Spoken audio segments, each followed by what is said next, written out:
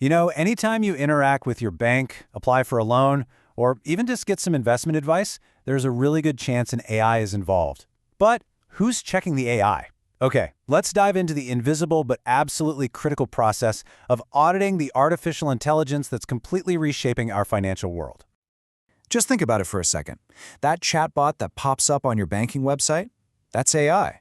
The process that determines your credit score, mostly AI. Those personalized investment tips that land in your inbox, you guessed it, also AI. It's really become the invisible engine that powers so much of our financial lives. And look, on the surface, this all sounds incredibly efficient, right? Super convenient. But have you ever stopped to wonder what's actually going on inside these incredibly complex systems? What hidden risks are we taking on when we hand over these huge financial decisions to a machine? And this is where it gets a little scary. We're talking about the potential for your personal data to be leaked. We're talking about being unfairly denied a loan because of an algorithm's hidden bias. Or, even worse, your life savings being put at risk because of one simple AI error. These aren't just technical glitches. They're risks that can change your life.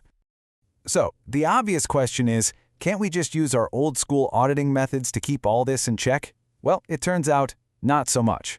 The big problem here is that the old rule book for financial auditing, it's just completely useless in the age of AI. This slide, it just lays out the mismatch perfectly. Traditional auditing is like checking the company books once a quarter. It's static, it's predictable. But AI is like a raging river. It's constantly learning, constantly changing, and it operates in real time. You just can't capture that with a single periodic snapshot. And that brings us to the famous black box problem. See, a lot of these advanced AI models are so complex that even the people who built them can't fully explain the exact logic behind every single decision. Now, for a traditional auditor who needs a clear, traceable paper trail, this is a total nightmare. You can't just check a box if you can't even see inside of it. Okay, so the old way is broken. What's the fix? Well, it's not about working harder. It's about auditing smarter. We desperately need a whole new playbook for this new AI-driven reality. And that new playbook is called high-risk-oriented auditing. So instead of trying to audit absolutely everything, which, let's be honest, is impossible, this strategy focuses resources like a laser beam right on the areas with the biggest potential for disaster. It's all about getting maximum impact right where it matters the most. Think of it like a pyramid. Down at the wide base, you've got all the low-risk stuff that just needs a quick once-over. As you move up, you start focusing more and more on the key control points. But that tiny peak at the very top, that's where the real danger is. And that's where the most intense, focused auditing has to happen, because a failure up there could be catastrophic. So, to make this whole thing practical, this new strategy breaks down into a really logical three-stage process. And it all comes down to following the data on its journey through the entire AI system. All right, stage one is all about the input. Before the AI model even gets a sniff of the data, we have to put that data under a microscope. And this is probably the most crucial step, because at the end of the day, an AI is only as good as the data you feed it. You know the old saying, garbage in, garbage out? It's never been more true. Auditors have to become data detectives, really. They're making sure the data was gathered legally, that your privacy is protected, and, super important, that there's no hidden bias baked in that could lead to unfair decisions later on. So once the data is checked, we move to stage two, the process. And this is where we have to finally confront that black box we talked about.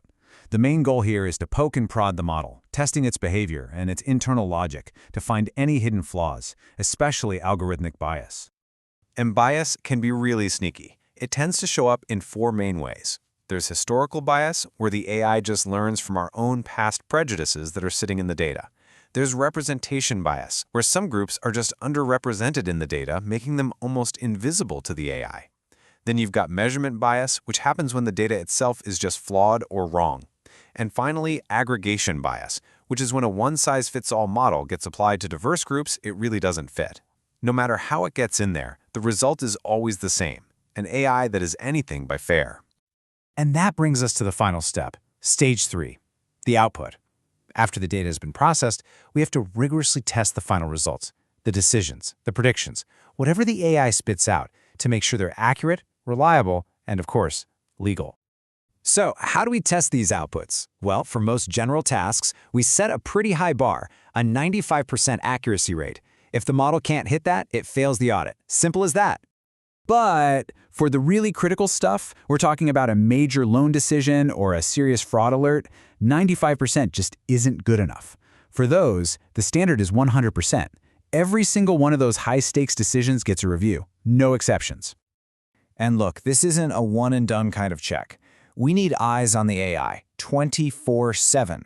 That means constant, real-time monitoring to catch any red flags the very second they pop up. Okay, so the technical process makes sense. But a process is only as good as the people and the culture that support it. To make any of this actually work, you have to build a powerful organizational safety net around it. And this is often structured as the 3 lines of defense. The first line is the business team actually building and using the AI. The second line is the independent risk management department that keeps an eye on them. And that third and final line, that's the internal audit team, providing the ultimate objective check. It's truly a shared responsibility.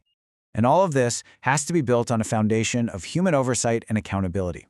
That means creating an AI ethics committee to ask the tough moral questions. It means getting different departments to actually talk to each other. And it means bringing in outside experts when you need a fresh pair of eyes. It's all about making sure there is always a human in the loop. When you boil it all down, it really comes back to this fundamental shift in thinking.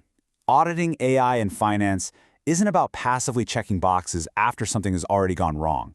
It has to be a proactive, continuous process of actively managing risk before it can ever cause any harm. So, the next time you open up your banking app, just remember everything that's happening behind the screen and ask yourself, do you trust the AI with your money? With these new rules of auditing, the goal is to make sure the answer can be yes. But the big question remains, are we moving fast enough to keep up with the very machines we've created?